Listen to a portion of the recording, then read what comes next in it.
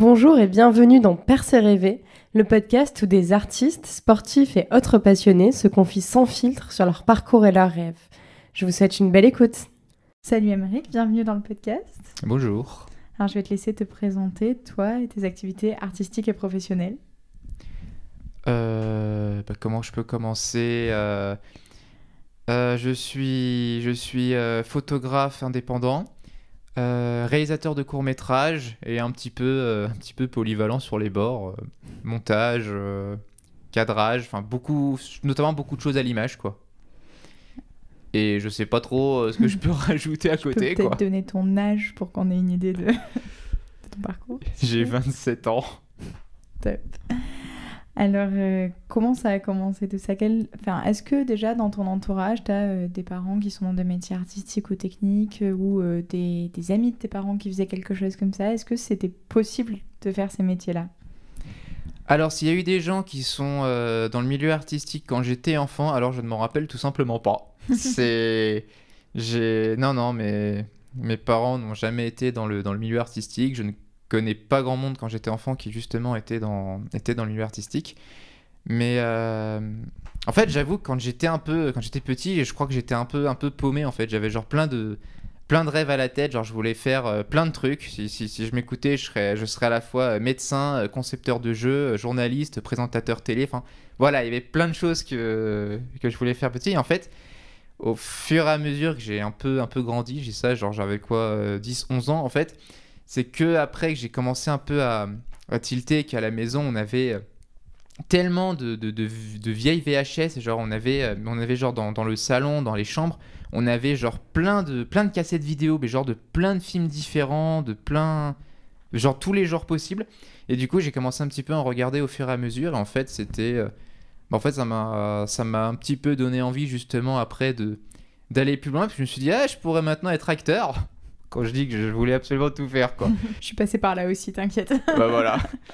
Et au fur et à mesure, du coup, voilà, j'ai vu énormément de films. Je me suis vraiment intéressé un peu à beaucoup de choses en général, qui concernent l'image en fait. C'est vraiment photo, vidéo et tout. Et le premier déclic officiel que j'ai eu, parce que longtemps je me suis dit médecin et concepteur de jeux vidéo, c'est les deux meilleures choses qui me plairaient. Et au final, le gros déclic que j'ai eu, c'était pendant un cours d'histoire au collège. On nous avait fait regarder une scène des Sentiers de la Gloire de Stanley Kubrick. C'est toujours Kubrick qui ressort, ça me fait rire. Chaque fois, les gens, quand ils disent comment t'as passé, pas un film de Kubrick. Voilà. Et en fait, j'ai trouvé ça tellement magnifique que je me suis dit, en fait, ça pourrait tellement être bien, en fait, que justement, j'en vienne à créer mes propres images. Et l'idée, justement, de travailler dans le cinéma, en fait, à partir de là, ça m'a jamais quitté. Je me suis dit que c'était vraiment le truc que je voulais faire. Et du coup, tu avais toutes ces VHS et tout ça, mais est-ce que tu étais cinéphile? Est-ce que tu avais une bonne culture cinéma? Tu regardais ces VHS avec tes parents ou pas tellement au final? Non, je la regardais un peu de mon côté. Des fois, on en regardait un peu en famille. C'était souvent un peu tout ce qui était dessin animé, tout ça. Mais généralement, j'avoue que j'en regardais beaucoup en cachette. Donc, quand on tombe sur des films d'horreur, c'est assez rigolo. Après, quand on prend l'idée qu'en fait, c'est un peu des contes pour adultes et qu'en fait, tout ce qui s'y passe n'est pas vrai, parce que tout petit, je pensais que ce que je voyais à l'image, c'était vrai. Genre, si l'acteur il mourait pour de vrai. Du coup, je comprenais pas trop. Quand je le revoyais après dans un autre film où il jouait Terreau, je faisais attends, il est pas mort lui. Du coup, c'était Ça marchait vraiment la résurrection. Du coup, on m'a dit on m'a menti quelque part. Et du coup, quand j'ai fini par comprendre en fait, par exemple, que les films d'horreur, c'était du gros trucage, du maquillage, tout ça et tout. Bah voilà, mon petit esprit curieux avait commencé un peu à regarder des trucs et c'est très très drôle. Si mes parents d'ailleurs écoutent, ils sauront maintenant la vérité que oui, je regardais des VHS qui ne m'étaient pas destinés quand j'étais petit. Voilà. Du coup, quand je faisais un peu en mode flippette, j'ai pas regardé ça, c'était pas très vrai en fait. Mais du coup, voilà, c'est... qu'est-ce que je disais cinéphile, je saurais pas dire, parce qu'en fait, voilà, je regardais vraiment plusieurs films différents, plutôt qui passaient un peu à la télé, enfin voilà. J'aimais beaucoup aussi Midi les Zouzous quand ça passait genre au midi. C'était voilà. la base. C'était la base, bien évidemment. Et non, je crois le côté un peu cinéphile, vraiment de m'intéresser davantage à la réalisation, la mise en scène, tous les trucs et tout. Je crois que c'est surtout à partir du lycée que ça a vraiment commencé, parce qu'à ce moment-là précisément, je savais que je voulais justement travailler en tant que je voulais être réalisateur. Alors déjà, première déception de ma vie, Il n'y avait pas d'option cinéma dans le lycée que j'étais. Voilà, bah, c'est pas très grave. C'est vrai qu'il y en a dans certains lycées, nous. Ah, je crois qu'on l'avait, mais elle n'était pas très développée. Ouais. Je pense que ça se développe maintenant, l'option cinéma. J'ai l'impression que de plus en plus de lycées l'ont. Du coup, je l'avais pas. Du coup, c'était pas très grave. J'avais fait, j'ai fait une filière L, littéraire forcément.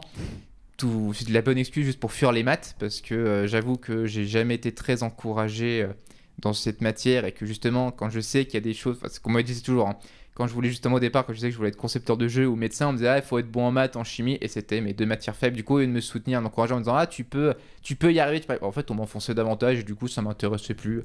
Puis quand j'ai vu une fois 1 sur 20 de moyenne dans mon bulletin et que ça disait continuez vos efforts, j'étais en mode ouais, non, en fait, j'ai bien compris que là, on est en train de se foutre de moi, donc ça va. Si vous voulez, je peux doubler la note, mais ça ira pas très haut quand même. Ça sera pas très haut tout court, mais du coup, voilà, la filière L littéraire.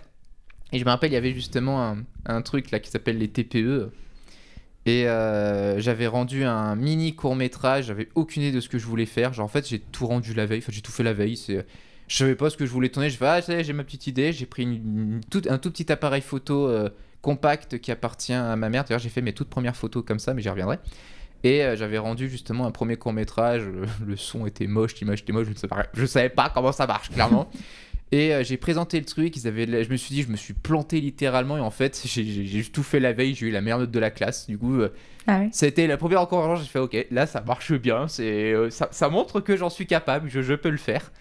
Et par la suite, j'ai suivi des amis qui étaient dans beaucoup de groupes de musique, en fait, qui avaient pas mal de petites tournées, des répètes, un petit peu à droite à gauche en Ile-de-France. Et en fait, je prenais cet appareil photo, et en fait, au fur et à mesure, j'ai commencé un petit peu justement à comprendre comment ça fonctionne, un peu l'obturateur, l'ISO, tout ça, en me disant attends, comment je peux faire des trucs bien.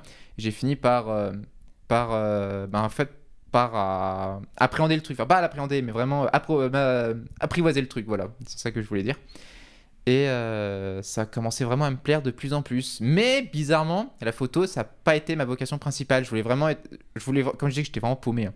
Je voulais vraiment rester vraiment en tant que réalisateur. Du coup, l'objectif numéro 1, c'est qu'une fois que j'aurai le bac, je ferai une école de cinéma. Sauf que les écoles de cinéma, ça coûte très très cher. Et qu'on n'est pas spécialement riche à la maison. Et on peut pas non plus faire tout ce qui est prêt à la banque, ce genre de choses et tout. Donc ça a un peu cassé le truc, donc un peu déprimant, quoi. Et du coup, je me suis tourné vers la fac de Paris 8. J'ai fait du coup la licence cinéma en 3 ans. Et première année que de la théorie, donc c'est chiant. Bon, moi, ça me permet... Mais après, comme j'ai un petit peu, depuis le lycée, voilà, commencé à regarder plein de films différents, à connaître un peu le style de chaque réalisateur et tout, j'ai pu vraiment commencer un peu moi-même à expérimenter mes propres projets. Alors, c'était beaucoup sur le cinéma expérimental. Genre, c'est un truc d'ailleurs que j'aime beaucoup faire, je fais une parenthèse, où des fois, il m'arrive juste en fait de faire des montages en prenant que des gifs Tumblr, faire une voix off derrière, que des petits trucs comme ça pour raconter plein d'histoires différentes. Et ça me fait passer le temps, et puis c'est assez rigolo.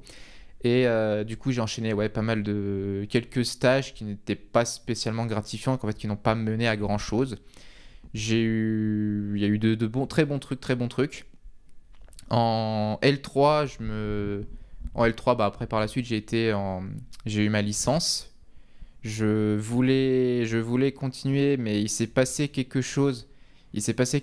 En fait dans ma vie. Je vais pas trop divulguer tout en détail. Disons que on fait pas forcément que des bonnes rencontres, et on peut se retrouver confronté à quelqu'un qui va bien, si je peux me permettre, qui va bien nous massacrer, mais bien violemment, nous fermer plein d'opportunités, nous prendre pour un... Enfin voilà, tellement de choses, un peu l'impression qu'on m'a volé mes rêves et ma vie pendant un temps. Je dis ça en mode larmoyant, alors que pas pro, du tout. Coup, ou perso? C'est ça, et en fait je me suis retrouvé en fait en dépression pendant très longtemps. Pendant très très longtemps, j'ai quand même réussi à m'inscrire dans un master, que j'ai continué en master, et un service civique à côté, parce que j'étais complètement paumé. Encore une fois, ça m'a vraiment changé. Mais en fait, je me suis dit que ce milieu était plus pour moi. En fait, pendant 3 ans, c'était de 2016 à 2019, je me suis dit, en fait, je veux plus entendre parler de ça. En fait, c'est pas pour moi, c'est pas le milieu que je veux faire.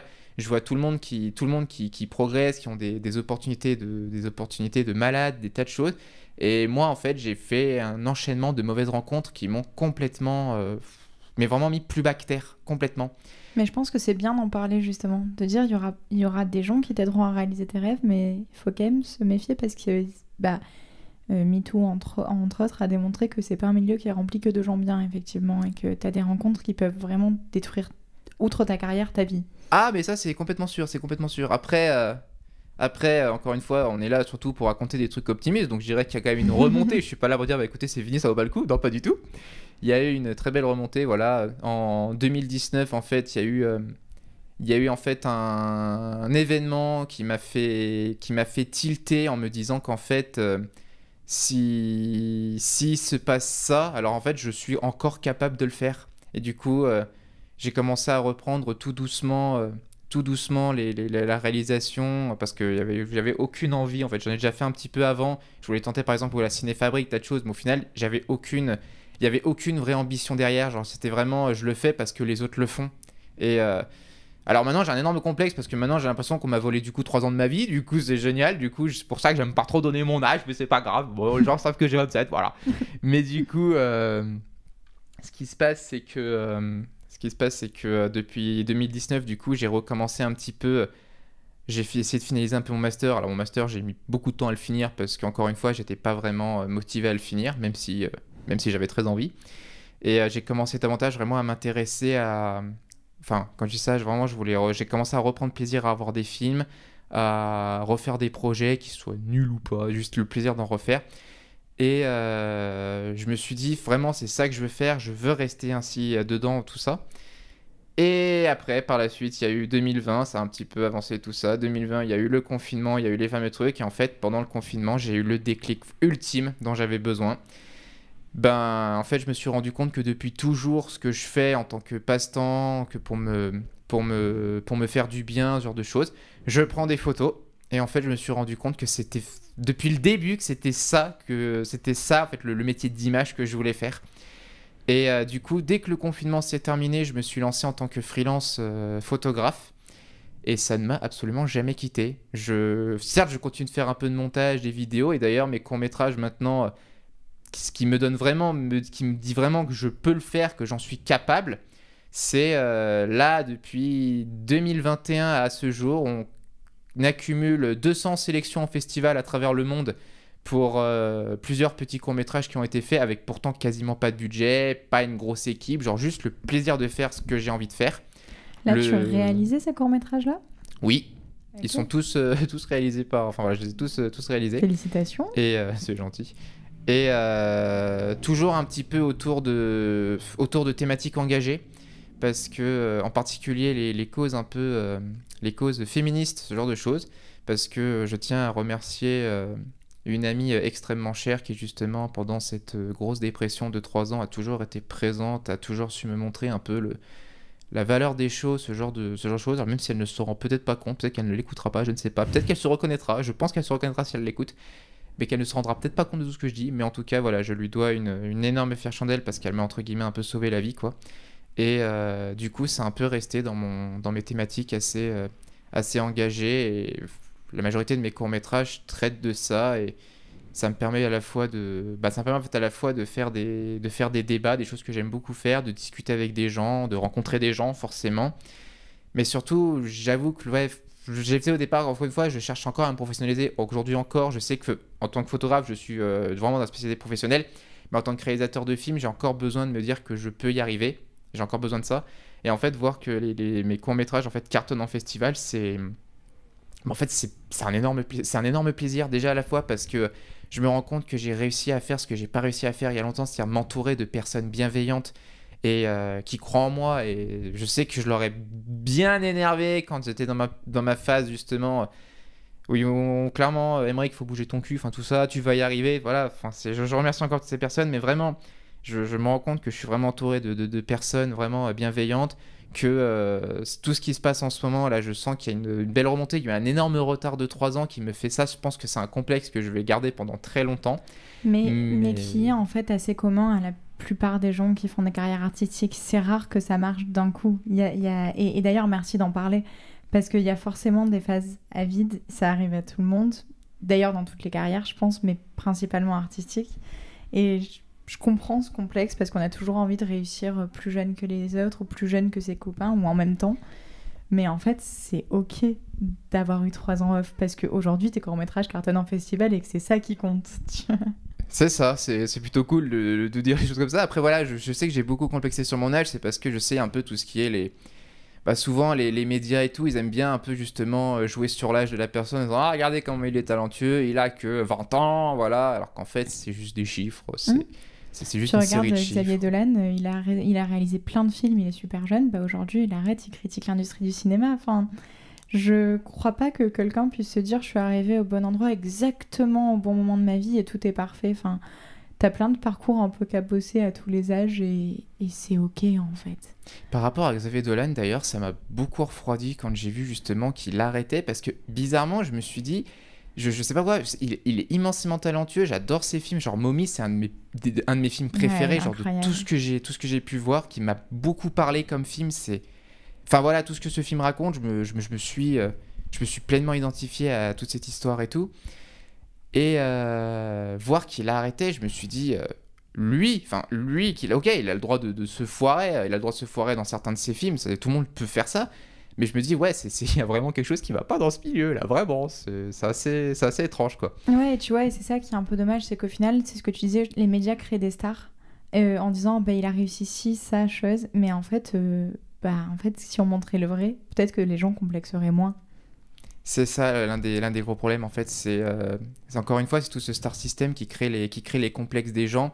On leur demande beaucoup plus que ce qu'ils peuvent faire. Je dis pas que ce qu'ils peuvent faire c'est pas terrible, au contraire tout le monde fait des choses extraordinaires, mais en fait on leur demande tellement de choses en permanence qu'en fait ça en vient à la saturation. Les gens se perdent, ne se reconnaissent même plus dans ce qu'ils font, et au final ça peut dégénérer quoi. Ouais. Et, Ouais, et puis ça t'amène à avoir des complexes d'infériorité qui sont vachement dommages parce que du coup tu te rends même pas compte de ce que t'as réussi à faire à 27 ans au final. C'est ça, et d'ailleurs pour être honnête avec toi, je ne m'en rends pas encore compte spécialement. D'ailleurs, je trouve ça un peu cool que j'ai pu parler un peu de ces 3 ans, entre guillemets, de ces 3 ans d'absence parce que c'est quelque chose que... Alors voilà, pour être honnête, je participe aussi un petit peu souvent à des podcasts, ce genre de choses et tout, justement pour parler un peu de mon travail.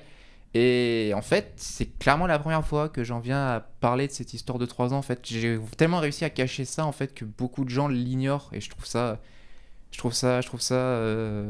vraiment cool de pouvoir un peu en parler quoi. Bah, merci de le faire. De rien. Et du coup voilà, j'ai terminé du coup il y a pas si longtemps que ça, j'ai fait avec beaucoup de retard en fin 2021 mon master théorie et esthétique du cinéma parce que non, je n'ai pas fait réalisation. Ok. Parce que je tenais pas en fait la vérité c'est que je tenais pas à ce qu'on m'impose des choses. Je sais qu'il y a beaucoup de profs qui encouragent à faire telle chose, mais il y en a aussi certains où justement ils transforment un peu le film et tout.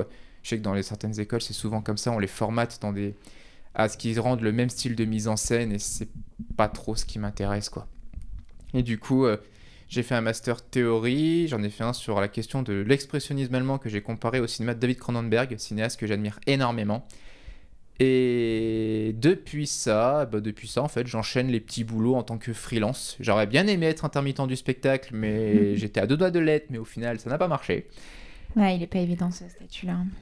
C'est pas grave. Honnêtement, déjà, quand la première fois que j'ai entendu ce statut, je crois que j'étais au lycée quand j'ai entendu pour la première fois intermittent du spectacle, je pensais que c'était un truc VIP, genre en gros, tous les artistes étaient intermittents du spectacle, parce qu'en gros, c'était la preuve qu'ils avaient, entre guillemets, que voilà, ils étaient artistes, donc c'était... Quand je dis que j'étais crétin, hein, allez voir. Hein. Et au final, Ouais, quand on me dit, connu, c'est un peu comme le. statut. Et quand on m'explique, ouais, ça te permet en fait, d'avoir le chômage, j'ai fait, ah, c'est ça en fait. Ouais, en fait, ça veut juste dire que t'as bossé 507 heures dans l'année. C'est tout. Moi, je pensais que c'était le truc VIP que tous les artistes cherchaient en fait. Et c'est pas du tout ça. C'est très drôle. Du coup, oui, je me dis, si un jour je l'ai, c'est formidable. Là, en freelance, ça marche plutôt bien. En photo, j'ai des mois auxquels il y a le bouche à oreille qui fonctionne beaucoup. Du coup, il y a pas mal de choses auxquelles ça marche. Il y a des mois où ça marche pas trop, mais ça, c'est parce que voilà, c'est. Mais voilà, j'avance à mon rythme. Je fais les choses doucement. Je me dis, même si je complexe sur ces 3 ans, je me dis, ces 3 ans, en fait, ils ont été bien utilisés davantage pour me remettre en question, me reconstituer. Ça fait rien dire ce que je dis. Oui, ça voulait voilà. dire quelque chose. Mais je crois que c'est pas le bon terme que j'ai voulu prendre. C'est peut-être pas reconstituer, mais en tout cas, on comprend ce que tu as voulu Me dire. recomposer. Non, c'est pas non plus ça, c'est pas grave. Te retrouver. Merci, c'est me retrouver. Quand je te dis que je n'arrive pas à formuler mes mots et que j'ai dû dire enfin voilà tellement de fois. C'est un peu déstabilisant d'avoir un quoi. micro en face. Mais ça va le faire. Mais du coup, voilà, je sais que ça m'a fait un entre guillemets, maintenant, en y repensant, ça m'a fait un bien fou. Et alors, bien évidemment, comme je dis, ça m'empêche pas de complexer des fois quand je vois surtout un peu, parce que j'aime bien un peu regarder un peu le travail des autres, forcément, au contraire. Et je sais qu'au fond de moi, il y a toujours ce petit complexe qui ressort en mode, voilà, tu vois, t'aurais pu faire ça, alors qu'en fait, non, maintenant, je fais vraiment, voilà, tous les trucs qui me plaisent, je travaille comme genre, c'est bizarre dit comme ça, mais en gros, je travaille comme j'en ai envie, quoi. Je travaille parce que, voilà. Et en tant que photo, je suis très très content du parcours, de mon parcours. Là, je crois que ma première véritable grosse fierté en photo, c'est que j'étais parti avec ma meilleure amie justement au Danemark. C'était mi-2021, pendant les grandes vacances de 2021. Et on s'est retrouvé en fait sur une petite île un peu paumée qui s'appelle Fanø. Et je change de sujet, désolé les gens, c'est vite fait. Hein. Et en fait, cette île, en fait, elle est connue au Danemark parce qu'en fait, il y a un énorme concours de cerf-volant qui est organisé. En fait, dès que ce concours est terminé, eh ben, il n'y a plus rien. C'est une île un peu déserte. En fait, il y a des habitations, mais c'est que des habitations de vacances et tout. Et on y a été, en fait, et j'ai pris quelques photos. Et en fait, je me suis dit, je crois que ça va devenir ma première exposition photo. Et cette première exposition photo qui partait en fait de rien, je me suis dit, j'ai envie de le faire. S'est retrouvé avec 6 expositions un peu en Île-de-France, a été exposé dans un festival en Albanie, va partir dans une petite exposition, certes virtuelle, en Serbie, et qui a eu le droit à des petits articles dans des blogs, des médias et tout, en Angleterre et en Roumanie, je crois. C'était une caméra, je crois que c'était en Roumanie. Mais du coup, ouais, et pourtant c'était juste, je me suis dit, c'est sympa. Je me suis dit, ça va au moins permettre un peu le centre culturel de ma ville, au moins d'exposer un truc, c'est la grosse fierté. Et en fait, ça a complètement, viré dans un truc que je ne pensais pas, en fait. Et là, je travaille sur ma nouvelle série de photos et là, j'ai pas mal de demandes justement sur des gens qui veulent participer, donc c'est plutôt cool. Enfin voilà, j'ai réussi à constituer mon réseau, surtout en photo. Là, je vais à nouveau rebosser sur des tournages là prochainement et tout.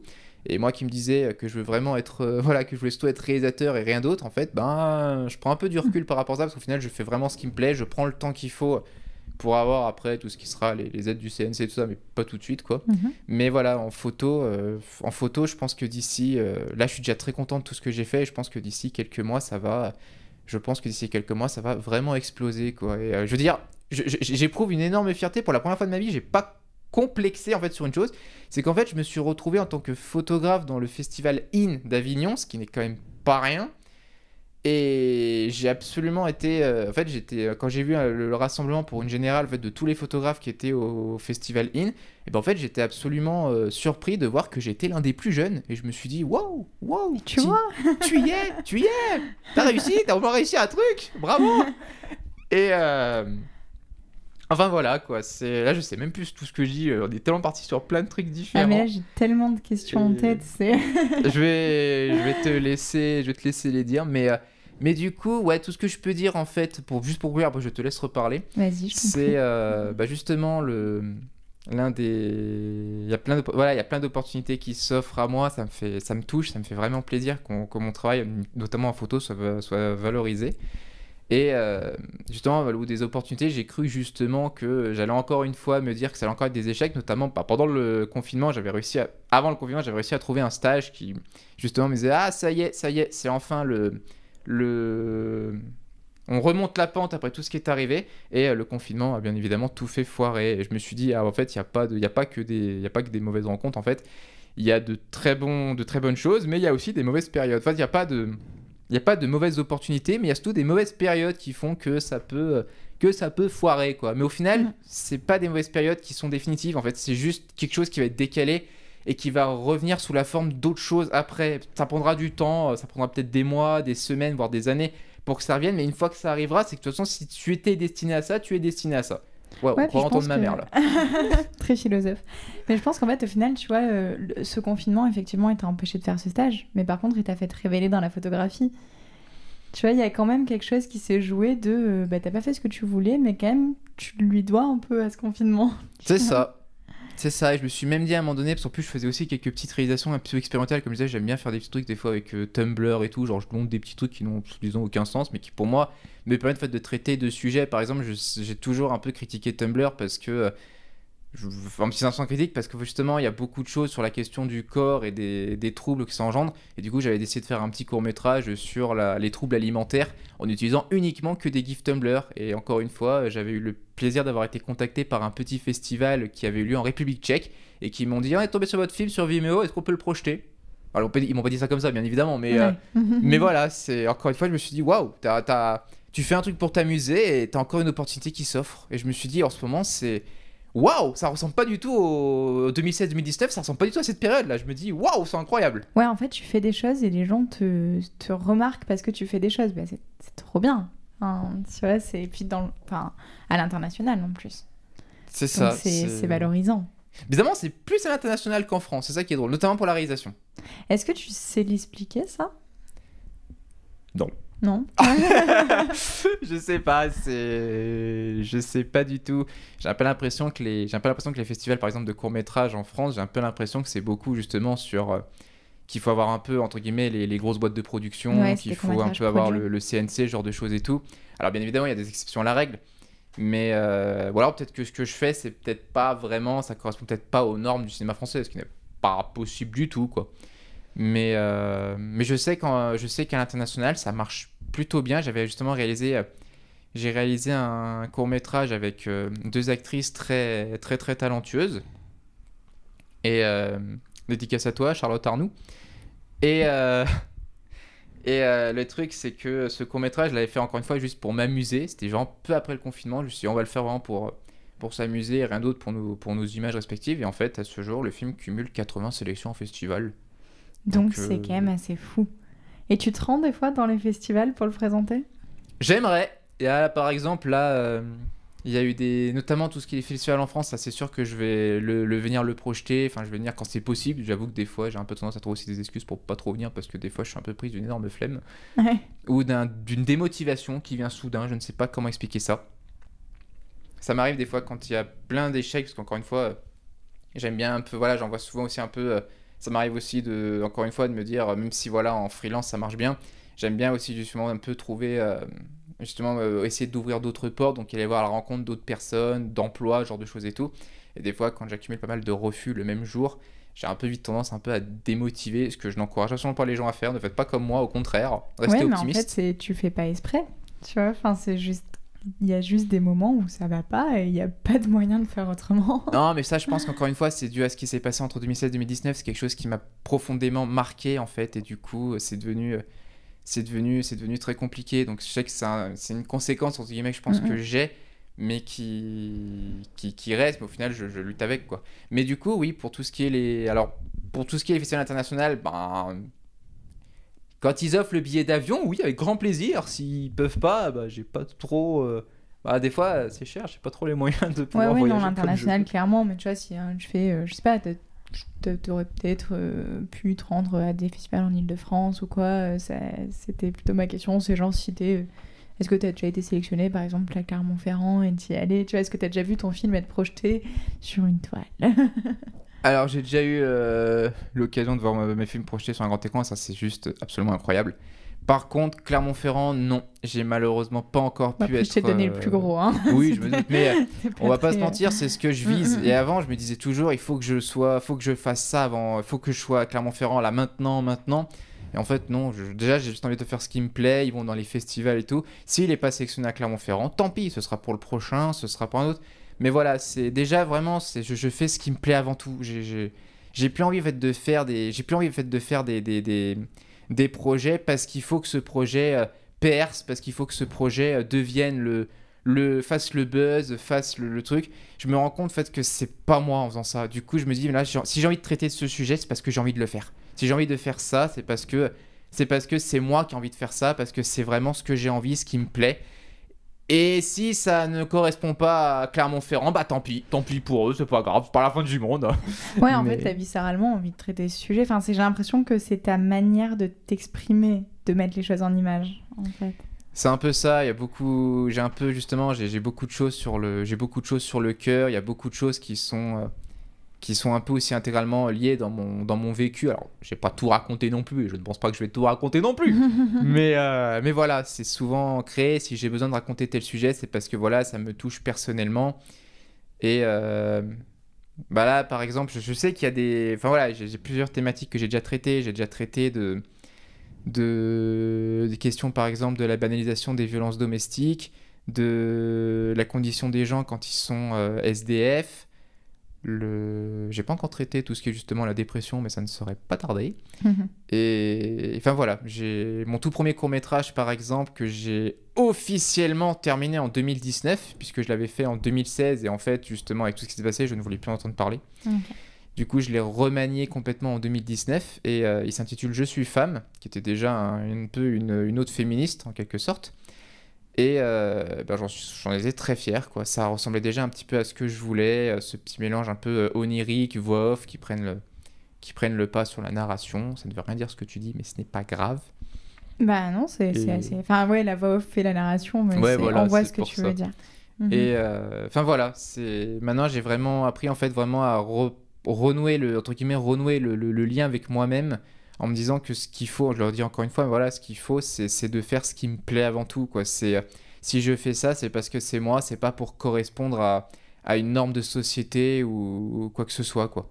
Est-ce qu'au final, ces sujets que tu traites dans tes films, c'est un moyen de parler de ce que tu ressens, mais est-ce que tu es quelqu'un qui arrive à mettre des mots sur ce que tu ressens, ou est-ce que les films te permettent d'en mettre sans le dire en face ?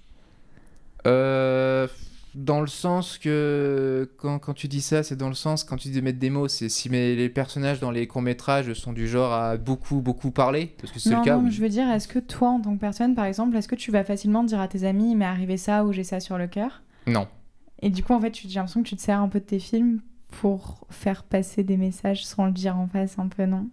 C'est un peu ça. Encore une fois, des fois, voilà, il y a des... J'ai besoin de traiter des fois de thématiques un peu engagées parce que ça me tient sur le cœur, mais ça n'a nullement un rapport avec mon vécu, par exemple. Ouais, c'est pas toujours en lien. Voilà, des fois, c'est aussi beaucoup de choses qui m'ont touché. Je me dis, il faut que ça m'a touché, je dois le faire. Enfin, voilà, mais c'est jamais dans une situation d'opportunisme ou quoi que ce soit, quoi. C'est toujours, si j'ai envie de le faire, c'est parce que j'ai besoin de le faire, quoi. Mais oui, il y a souvent des petits... J'aime bien placer des fois des petites répliques, des petits détails et des choses en fait que je sais que personne ne comprendrait pourquoi il y a ça, pourquoi j'aurais à un moment donné il y a ça, ou parce qu'ils seront pris dans la narration. Et en fait, si, moi, il y a des répliques que je sais que je fais qui sont justement à double sens, parce que c'est clairement quelque chose dont j'avais besoin de parler. Non, en fait, là, de parler au micro, là, comme ça... Il y a eu une grosse préparation mentale avant pour me dire que je peux le faire. Mais du coup, qu'est-ce que je disais ? Du coup, voilà, encore une fois, je dis voilà, quoi. Ouais, non, du coup, ça t'aide à sortir, même si c'est pas forcément ton histoire. C'est ça. Ça reste des histoires qui te tiennent forcément à cœur. Comment tu les crées ? Alors, est-ce que tu es quelqu'un qui crée vite, qui écrit vite, qui passe vite à la réalisation ? Est-ce que tu laisses traîner un peu les choses ? En fait, t'en as fait énormément, quand même, de courts-métrages. Donc, à quelle vitesse tu vas ? En fait, c'est une très bonne question. Parce que des fois, il y a des cours que je fais. J'en ai fait un, par exemple, qui s'appelle Ariane, avec un de mes meilleurs amis, en fait, où je n'avais absolument aucune idée de ce que je voulais faire. En fait, j'avais juste dit à lui et à une de ses amies comédiennes, on va aller dans un bar tranquille, je vais prendre quelques images. Ils m'ont dit, tu vas faire quoi avec ? Je sais pas. Voilà. On s'est retrouvés après, un peu plus tard, dans un parc et tout. Encore une fois, je sais pas, c'est juste pour avoir des images. J'étais parti sur une première idée de sujet, et au final, parce que je voulais traiter de ça, parce que beaucoup en parlaient, et je me suis dit, c'est pas du tout ce que je veux, ça marche pas. Du coup, 1 an plus tard, j'étais revenu sur un autre truc de secours en rajoutant des scènes. En traitant un nouveau truc, je me suis rendu compte que ça marche pas. Et puis je me suis dit, en fait, on va refaire des scènes, genre un peu. Donc on a vu toutes les couleurs de cheveux de la comédienne, c'est très très drôle. Et en fait, Ariane a vraiment ressemblé à ce que je voulais. Genre, c'était en me disant, en fait, j'ai besoin de parler de ça parce que c'est important. Je veux parler de ça parce que j'ai besoin de mettre du moi dans ce truc. Et là, c'est devenu le cours. Partant de zéro scénario, zéro plan, enfin zéro idée de ce que j'allais faire, j'ai fait un truc. Donc celui-là, il m'a pris beaucoup de temps à faire. Il y a des fois des idées que je peux écrire en très peu de temps parce que j'ai vraiment envie de le faire et de le réaliser au plus vite. Et puis des fois, il y a des choses auxquelles je me dis, je vais faire ça, ça marche pas. Ce que tu vas faire, ça risque pas de te plaire finalement, donc oublie. Là, par exemple, une de une de mes grosses déceptions du moment. Après, encore une fois, c'est moi, c'est juste moi qui dois apprendre à renouer le lien avec moi-même. Je pense que c'est important d'être. Je pense qu'avant tout, dans un milieu pareil, ce qu'il faut, c'est être sain avec soi-même. C'est ça le plus important. Et je m'étais donné l'année dernière, justement, dans l'écriture de mon premier roman, justement. Donc, où je peux essayer de rajouter quelques petites punchlines un petit peu sur le milieu artistique, parce que j'ai besoin de le faire ça, justement, de revenir un peu sur tout ce qui est arrivé. Et en fait, je l'ai relu, et en fait, je me suis rendu compte que j'avais peut-être une écriture que j'ai fait, c'était une écriture un petit peu trop gamine, on aurait dit genre un peu, parce qu'encore une fois, c'est un point de vue féminin, parce que j'ai toujours besoin, j'ignore pourquoi, mais j'ai toujours besoin en fait qu'il y ait un personnage féminin, et je pense qu'en fait, c'est simplement du fait que je dois beaucoup à cette personne entre 2016 et 2019, et je pense que c'est simplement dû à ça. J'avais la réponse, je le dirais, mais je pense que c'est simplement ça. Et du coup, je trouvais ça peut-être un peu trop gamine, justement, le truc. Et en fait, au lieu de réécrire, en fait, j'ai directement tout effacé. Et en fait, peu après, je l'ai regardé, j'ai fait pourquoi t'as fait ça? T'es vraiment stupide d'avoir fait ça. Et du coup, il reprend doucement dans une autre forme. Et puis voilà. J'ai quelques autres projets de court-métrage que je vais réaliser là prochainement. Il faut juste que je me trouve le temps, la motivation et vraiment, si je le sens au fond de moi, que j'ai vraiment l'envie de le faire. Parce que si je m'écoute, il y a 50 scénarios dans mon ordinateur qui attendent que d'être réalisés.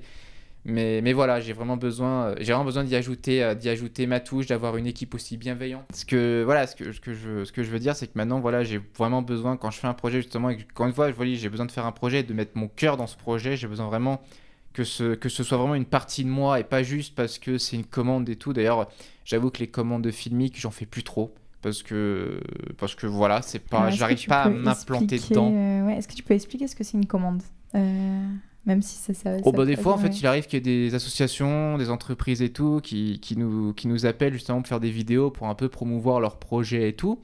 Et des fois, ça arrive d'avoir des discussions assez intéressantes dans ce qu'ils veulent et tout. Des fois, on arrive un peu à y implanter notre patte artistique en disant s'ils nous ont appelés, c'est parce qu'ils aiment notre côté artistique et tout, c'est pour nous. Et en fait, quand ils ont déjà un peu leur idée, leur truc, ah ouais, on fait comme ça. Et si je me rends compte en fait que... Je sais que tout le monde a besoin d'argent forcément, mais en fait, si je me rends compte en fait que ce truc, je peux pas implanter mon idée, qu'en fait, que je peux pas y mettre du moi là-dedans, bah, je préfère pas le faire en fait. Je préfère... Le mieux en fait, c'est qu'ils se tournent directement vers quelqu'un d'autre qui saura vraiment correspondre à leur demande, quoi. En fait, vers un réalisateur technicien. Plus que vers un réalisateur artistique, en fait. C'est ça. D'ailleurs, c'est exactement ce que j'allais dire. En fait, je me rends compte au fur et à mesure des années en fait, que je suis plus vraiment dans le côté artistique que technicien en soi. Et même en photo, c'est quand on m'appelle justement pour des mariages, qu'on m'appelle pour du corporate ou pour toutes sortes de choses. Bah, ces gens-là, ils savent en fait que j'ai ma façon de faire. Ils savent que, par exemple, j'aime beaucoup jouer sur la saturation des couleurs. Ils me diront pas, ah, c'est trop saturé. S'ils m'appellent, c'est qu'ils savent que c'est mon style. Et du coup, justement, c'est ce qu'ils veulent. C'est ça. Et en fait, du coup, j'ai réussi, même si des fois, ils me disent, ah, ça serait bien qu'on fasse des photos comme ça. En fait, il y a quand même mon style derrière. Donc, j'arrive quand même à l'implanter sans problème. Et même sur les photos de tournage, sur les nombreux courts-métrages, clips et tout. Les gens, ils savent que j'aime beaucoup, par exemple, les portraits coupés en deux ou ce genre de trucs, pour donner un exemple. Et justement, ils savent qu'il y aura forcément des photos comme ça, et où justement, c'est ce qui leur plaît, quoi. C'est justement ce que je trouve incroyable dans le monde artistique, en fait, et c'est ce que je reproche beaucoup un peu à ce côté sociétal, et c'est parti pour la petite critique.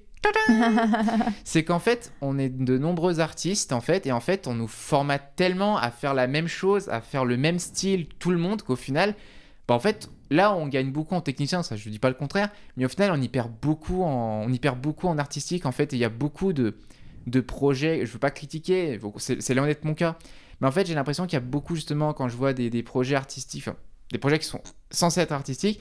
Et au final, c'est souvent, on sent que, voilà, qu'ils ont voulu faire ça parce qu'on leur a appris à faire ça, et je trouve ça vraiment dommage. Oui, c'est lissé au final. C'est ça. Ça, c'est quelque chose justement qui me fait peur. J'ai pas envie de voir mes propres projets lissés. C'est pour ça que je dis que je prends vraiment mon temps pour me faire ma petite place dans ce milieu, parce que voilà, je veux vraiment être fidèle à moi-même, à mes convictions, mon esthétique.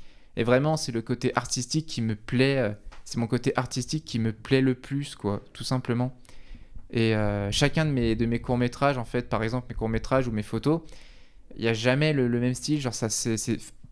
Artistiquement, on reconnaît ma patte. Enfin, ce que je veux dire, c'est qu'on reconnaît un peu j'ai toujours en fait entre guillemets le même style dans un sens, mais ce que je veux dire en fait, ce sera jamais ce sera toujours un petit peu des expérimentations qui me disent là ça peut être bien de faire ça. Par exemple, j'ai fait il y a eu un faux seul en scène, il y a eu un court-métrage en 2 points de vue. Voilà, je fais jamais vraiment la même chose à chaque fois. Si par exemple j'ai fait sur le principe par exemple de 2 points de vue, je le referai pas avant parce que je me dis voilà, c'est déjà fait, mais c'est un moyen aussi pour moi de m'amuser. Et je pense que c'est aussi ça qui est important, c'est avoir de la passion et de s'amuser, c'est vraiment le truc le plus important, quoi. Je suis en train de bugger dans ce que je dis, je suis désolé. Ce qui me marque dans ce que tu dis, en fait, c'est la liberté que tu t'offres dans tes projets. C'est que j'ai l'impression que tu te laisses très libre de ça j'aime pas. En fait, tu as vraiment ce côté, genre l'image qu'on a de l'artiste, tu vois. En fait, tu vas là où ça t'intéresse et pas là où il y a de l'argent, de la fame. Tu as envie de défendre ce que tu fais, tu y crois et tu te laisses libre de tes projets pour faire quelque chose dont tu es fier, en fait. Je crois que c'est un peu le gamin en moi, justement, qui était, encore une fois, qui était complètement paumé dans la vie, qui savait pas quoi faire, en fait, qui là, justement, j'ai enfin la possibilité, entre guillemets, de décider de ce que j'ai envie de faire, et je sais que le côté artistique, justement, j'ai pas envie de me perdre dans plein de choses différentes. Je sais vraiment, maintenant, je sais que j'ai vraiment des choses auxquelles je veux vraiment rester dedans, et c'est un peu, je pense, vraiment pour répondre à ce gamin paumé que j'étais, et puis qui sait peut-être un jour avoir une place dans les étagères de VHS qu'il y avait. Bon, il n'y a plus de VHS maintenant, ça a été remplacé par des milliers de DVD. Mais voilà, peut-être avoir un jour la chance. Je crois que c'est surtout ça, mon vrai rêve, en fait, c'est d'avoir en fait cette place dans cette étagère qui a souvent servi quand j'étais gamin. C'est trop beau. C'est complètement crétin, mais... Non, c'est hyper émouvant, je trouve. Et en même temps, je pense qu'on est nombreux à se reconnaître là-dedans. Est-ce que toi, tes parents, ils t'ont soutenu dans cette volonté, justement, de vivre de ta passion ? Je sais que d'un côté, voilà, ils soutiennent. Je veux dire, je me rappelle, la toute dernière fois, en fait, il y a eu un festival que j'ai pas pu venir. C'était justement c'était un festival, je crois, à Toulouse, si je dis pas de bêtises. Un de mes courts-métrages de 2 minutes, justement, était présenté là-bas. Et en fait, j'ai appris plus tard, en fait, qu'il avait remporté le premier prix catégorie jeune réalisateur. Trop chouette. Et mes parents, du coup, avaient reçu le courrier parce que c'était justement l'adresse postale, quoi. Et ils ont fait t'as reçu un diplôme. Et du coup je vais voir, est-ce que c'est mon fameux diplôme de master qui s'est perdu? Et même pas du tout, c'est juste simplement un prix qui est arrivé. J'avoue que ça m'a beaucoup fait plaisir, quoi. Ouais, puis j'imagine que même pour eux, du coup, de te voir ouvrir un prix et de dire regardez, ce que je fais c'est bien et c'est reconnu.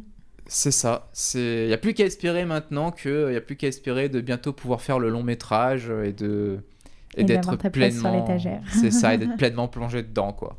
Après on verra bien ce que l'avenir réserve, mais clairement celui que j'étais entre 2016 et 2019 et celui que je suis aujourd'hui, là je me rends compte en parlant justement que j'ai beaucoup changé dans le sens que maintenant voilà, je suis complètement fier de ce que je fais.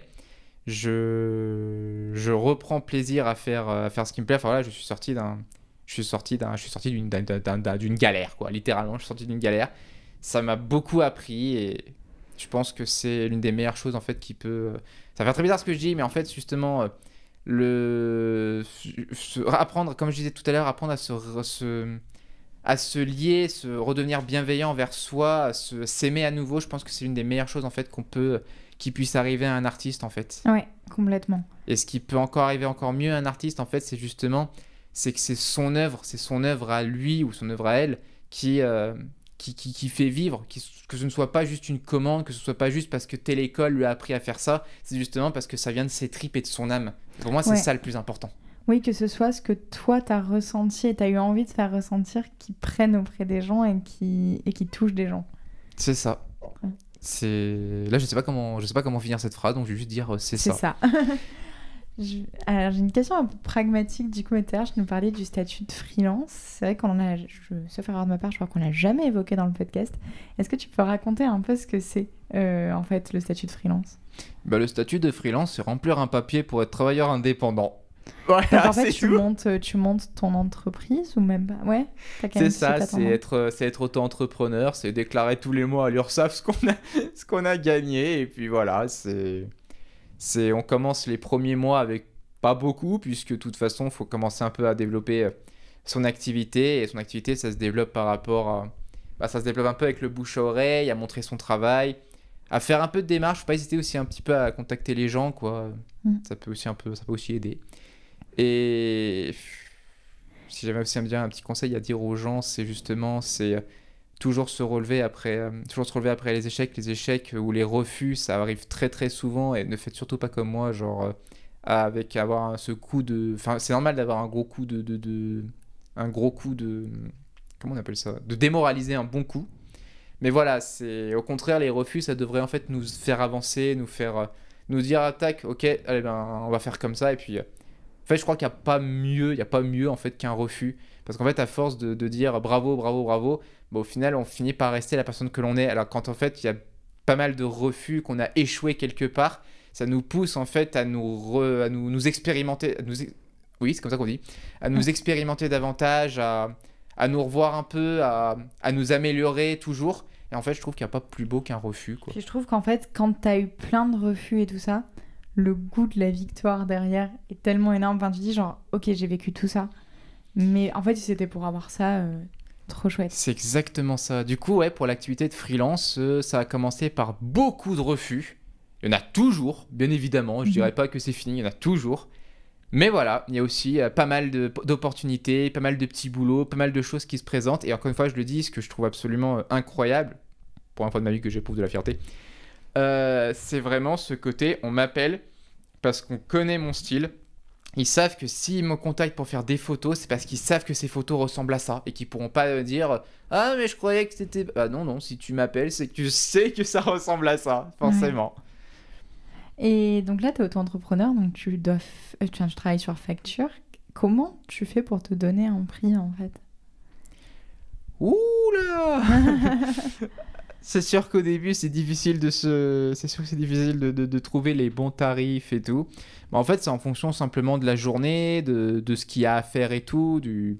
S'il y a de la retouche, s'il y a tel nombre de photos à faire, si ça va durer genre 3 heures, si ça va durer une après-midi, si c'est quelque chose qui va durer plus d'une semaine. C'est souvent comme ça que je vois. Genre... Par exemple, les mariages, on m'avait déjà appelé que ça pouvait durer genre la journée complète, plus des retouches derrière et tout. Et puis des fois, il y a des surprises, genre, en fait, non, mais sois juste présent pour la mairie, c'est tout. D'accord, ça va durer qu'1 heure en fait, voilà. Oui, donc du coup, forcément, tu vas pas facturer pareil. Je vais pas facturer le même prix qu'une personne qui appelle toute la journée ou qui me demande d'être là, par exemple, pendant toute une semaine. Mais voilà, je sais pas comment finir ça.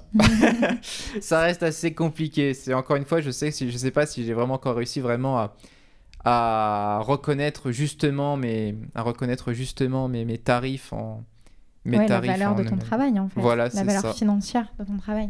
La valeur. C'est que je voulais finir par un petit truc comme ça en disant justement, je voulais terminer sur un petit mot par rapport à la valeur.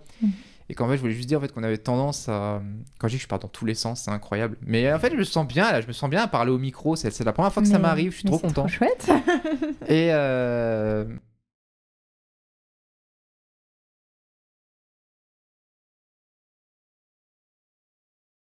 remettre en question. Et je pense que c'est important en fait que toute personne en fait on a nos propres valeurs, et que c'est bien en fait que tout le monde s'en rend compte en fait. Parce que là j'avoue que c'est vrai que pendant longtemps j'ai fait du travail, beaucoup de travail bénévole, en me disant ouais mais t'inquiète ça va t'ouvrir des trucs et tout, et que des fois bah non, ça n'a rien ouvert, c'est juste des gens qui ont exploité mon travail, qui ont eu telle chose et qui en plus n'ont même pas eu la bienfaisance de me créditer, merci beaucoup. Donc oui, il y a eu beaucoup encore aujourd'hui, ça reste compliqué, on s'accroche, il y a des journées avec, il y a des journées sans, il y a des super victoires, il y a aussi beaucoup de refus, il y a des rencontres fabuleuses, il y a des rencontres terribles, mais voilà, faut garder le cap, faut toujours rester soi-même, faut toujours être bien avec soi-même surtout. Je suis super reconnaissante que tu aies parlé avec autant de sincérité.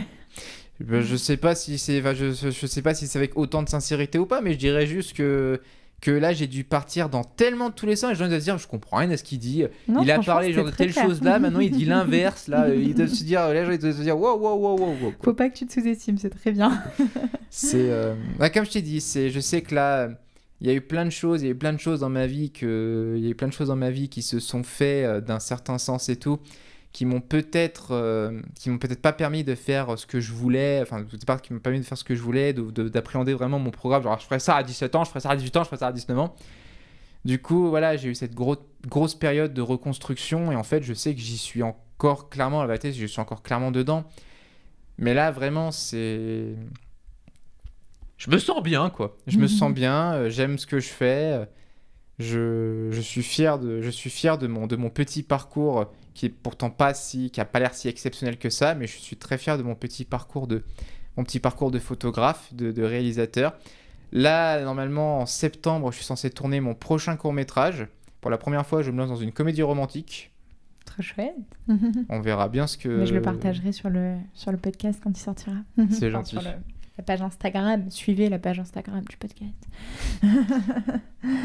Et j'ai très hâte de le tourner. Là, il faut juste que je me trouve une petite équipe, mais je pense que comme d'habitude, je vais faire appel aux mêmes, puisque c'est toujours... Je préfère m'encourager justement avec des gens qui me soutiennent, qui savent que je peux être en situation de stress sur un tournage et qui du coup, au lieu de m'enfoncer, me recommanderont plutôt de faire comme ça, ou écoute, laisse-moi faire, laisse-moi gérer, je sais ce que tu veux, t'inquiète. Et là, je me dis, waouh, ça c'est génial, c'est vraiment une équipe incroyable. Mais de toute façon, la plupart des réalisateurs viennent sur un tournage avec déjà leur script, leur chef op, leur chef électro. Enfin, généralement, les chefs de poste, c'est généralement toujours les mêmes avec le réal. Enfin... Donc c'est quelque chose qui est normal en fait, et t'as raison de faire ça. Quand tu travailles bien avec quelqu'un, continue en fait. Mais en fait, j'en suis même venu, tu vois, c'est ça le plus drôle en fait, c'est que j'en suis même venu justement que j'aime tellement travailler avec les gens justement que je connais. Alors bien sûr, s'ils sont pas disponibles, c'est pas grave. Mais en fait, si je peux en fait éviter de faire une annonce sur internet, si je peux éviter même de faire un casting, c'est bizarre ce que je veux dire, mais un casting ou un truc comme ça sur internet, eh ben je le fais pas. Je préfère ne pas le faire. En fait, je préfère me dire avec des gens que je connais et même quand je dis la plus souvent pour la question des castings, parce qu'en fait, quand j'écris un scénario, en fait, je pense toujours à une personne que je connais et c'est très très drôle. Si cette personne me dit allez, je le fais, ça peut être bien, et ben c'est génial. Si elle me dit je peux pas, je préfère que le projet ne sorte pas en fait. J'ai écrit ça en pensant à cette personne. Si cette personne ne peut pas l'avoir, ça n'a aucun intérêt de le faire. Ouais, c'est pour cette personne que tu l'as écrit, quoi. Généralement, il y a aussi souvent des trucs comme ça qui ressortent. Des fois, forcément, je ferai le casting comme tout le monde, parce que voilà, quand j'ai pas l'idée de à quoi va ressembler tel personnage, je sais pas. Mais des fois, quand j'ai justement... Par exemple, je parlais de mon court-métrage, de 2 courts-métrages que j'ai fait. Enfin, plutôt 3 courts-métrages. Il y en a un qui s'appelle Camille, un autre s'appelle Mélissa et un autre s'appelle Clara. Oui, que des prénoms féminins depuis tout à l'heure. Oui, je sais ce que vous pensez. Et en fait, à chaque fois, ces 3 films ont été écrits vraiment parce que je pensais à une personne. Au fur et à mesure que j'écrivais, je me suis dit, mais en fait, ça ressemble à cette personne que je connais. Et du coup, je lui propose. Et à chaque fois, ça a toujours été, je veux le faire avec toi et tout. Et ça a toujours été des projets dont je suis vraiment très très fier. Et en plus, je sais qu'il y a toujours eu plus cette grosse fierté que chaque court-métrage ait toujours remporté un prix de la meilleure actrice. Donc c'est encore une énorme fierté. Moi, je m'en fiche de ne pas avoir... Je m'en fiche en tant que réalisateur de ne pas être primé, de ne rien avoir. En fait, si les gens de mon équipe obtiennent quelque chose, si les gens de mon équipe ont vraiment la valeur on reconnaisse la valeur avec des gens avec qui je travaille, ben ça c'est encore plus grand, c'est encore une énorme victoire. Je préfère largement que ce soit eux qui aient tous les mérites. Moi, je me dis, j'ai fait ce que j'avais à faire, je l'ai fait avec mes tripes, avec mon âme, j'ai fait vraiment ce que j'avais envie de faire. Si c'est à eux que ça leur a offert plein de choses, eh ben c'est mieux ainsi. Tant mieux. Trop chouette. Et généralement, c'est du coup des actrices quand même à qui tu penses au moment où t'écris, ou en fait tu peux faire tourner quelqu'un qui n'a jamais joué. C'était déjà arrivé de faire tourner quelqu'un qui n'a jamais joué dans un rôle que t'as écrit ? Pas encore, mais j'aimerais beaucoup. Ouais. je pense à des gens justement qui sont pas spécialement comédiennes, auxquelles justement j'aimerais beaucoup leur proposer un truc. Ce sera Enfin voilà. Après, encore une fois, je dis comédienne parce qu'encore une fois, mes personnages, c'est souvent des personnages féminins. Ça arrive bien évidemment qu'il y ait des personnages masculins. Mais je me rends compte qu'ils sont toujours un petit peu plus mis en retrait, genre un peu souvent et tout. Après, on les voit quand même, ils ont des fois des rôles importants. Mais c'est souvent un peu plus mis en retrait que les personnages féminins. Et en fait, encore une fois, ça, je saurais pas expliquer pourquoi. En fait, à chaque fois qu'on me pose cette question, je reviens toujours en fait à... Ça, c'est la première fois que je parle autant de moi. Waouh, quoi. J'en viens jamais en fait à jamais trouver la bonne réponse. Des fois je dis c'est parce que c'est en rapport avec là je t'ai dit tout à l'heure c'était en rapport avec cette histoire entre 2016 et 2019, mais en fait c'est simplement le fait que des fois comme j'ai vu plein de films et en fait je me rends compte qu'il y a des tas de films que j'adore et tout. Par exemple je me dis j'aimerais bien voir un jour un film, par exemple un film de gangster entièrement au féminin. C'est un truc qu'on fait pas. Je veux dire il y a des tas de rôles, Mais grave. il y a des tas de rôles qui sont incroyables en fait. Et quand j'écris un personnage masculin, je sais que je vais plonger dans un gros cliché. Genre, par exemple, j'avais essayé d'écrire justement. Elle n'est jamais sortie par contre parce que je n'étais pas fier de ce que j'ai écrit. Mais justement, j'avais essayé de faire un petit film un peu sur le côté un peu mafia et tout. C'est pas mon truc préféré, mais j'ai envie d'être tenté. Et en fait, justement, j'ai commencé à écrire des personnages masculins. Et en fait, j'ai toujours pensé justement aux grands noms que j'ai vus dans d'autres films. Et je me suis dit, non, c'est trop puisé, c'est trop puisé. Et en fait, quand j'écris un personnage féminin, et ben en fait, forcément, j'ai des inspirations, mais en fait, il y a moins de choses que je vois en fait qu'il y a eu ça, et je me dis j'ai plus l'impression en fait, d'être plus libre dans ce que j'écris. J'ai l'impression d'être beaucoup plus libre en fait. Après peut-être que ça ne correspondra peut-être pas, bien évidemment, ça les choses à voir. Ça c'est une fois qu'à la fin de l'écriture que je me rends compte si c'est vraiment crédible ou pas, ou si je me suis pas en train de réapproprier les rôles pour les femmes. C'est pas du tout ce que je veux. Mais voilà, j'ai besoin en fait qu'il y ait vraiment des trucs genre que moi j'aimerais bien voir des trucs genre justement comme je dis là des films de gangsters genre entièrement au féminin. Ça changerait un peu. Ça Mais le changerait. cinéma a besoin de réalisateurs comme toi. Parce que c'est vrai qu'en fait, bah, justement, si t'as du mal à trouver ce genre de... Enfin, si justement, quand tu écris un rôle de gangster au masculin, t'as plein d'images et que tu les as pas avec les femmes, c'est parce que personne n'a donné sa chance aux femmes dans ce genre de film. Donc c'est trop chouette que toi, t'en aies envie et qu'en plus, tu le fasses pas par opportunisme, tu le fasses parce que ça te tient à cœur. Enfin, je trouve que c'est une des plus belles raisons de mettre en avant un cinéma qui porte des femmes, quoi. Je sais pas quoi dire, alors je vais dire c'est ça. Non, je sais pas, encore une fois, je veux pas passer genre pour quelqu'un genre d'un coup qui se prend pour supérieur ou quoi que ce soit. C'est pas du tout ça. Je veux pas être quelqu'un qui va changer le monde ou pas du tout. C'est encore une fois, je fais juste parce que j'ai envie de le faire. C'est vraiment parce que ça me plaît, simplement. Trop chouette. Tu connais, du coup, j'imagine, la dernière question du podcast, c'est si toi, tu pouvais parler au toi au collège qui voit cet extrait de film pour la première fois et qui se dit, mais en fait, moi, ça va être ça ma vie, je vais peut-être pas être médecin, je vais peut-être pas être concepteur de jeux vidéo, mais par contre, j'ai envie de faire du cinéma. Qu'est-ce que tu te dirais à ce petit toi ? Eh bien, je lui dirais que... je dirais un truc du genre, tu vois mon gars, dans la vie, il y a des hauts et des bas. Tu vas avoir beaucoup de difficultés.